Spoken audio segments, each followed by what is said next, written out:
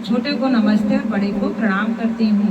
राधे राधे। आज देखो तुलसी की शादी है, हम उसी पे एक छोटा सा भजन लेने जा रहे हैं। आप लोगों को जैसे लगे लाइक और सब्सक्राइब करना। तुलसी विवाह है, उसी पे मैं सुहाग गाने जा रही हूँ। राधे राधे, जय माता दी। बोलो तुलसी मैया की जय हो।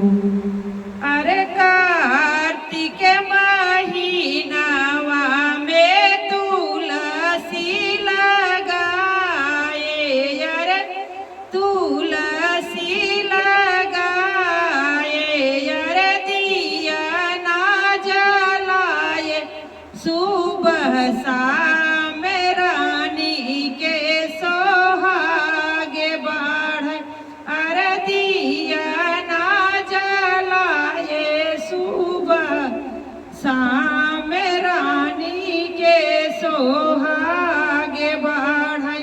अरे कार्तिक महीनावा में तुलसी लगाए, अरे तुलसी लगाए, अरे दिया ना जलाए सुबह शाम रानी के सोहागे बढ़े।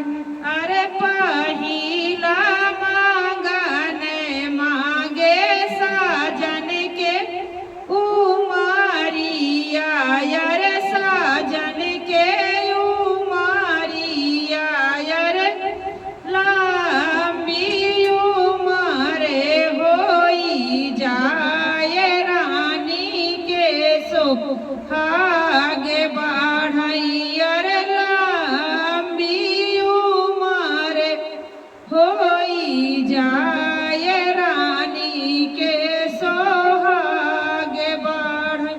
अरे कार्तिक महीनावा में दिया ना जलाए, अरे दिया ना जलाए सुबह शाम रानी के सोहागे बढ़े।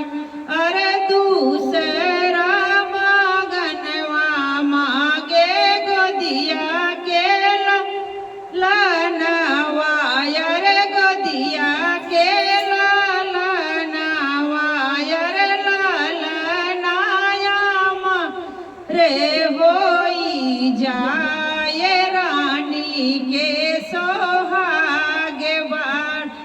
अरे ललनाया मारे होई जाए रानी के सोहागे बढ़ई। अरे कार्तिक महीनावा में तुलसी लगाए, अरे तुलसी लगाए, अरे दिया ना जलाए सुबह शाम रानी के सोहागे बढ़ई, अरे दिया ना जलाए सुबह शाम रानी के सोहागे बढ़ई।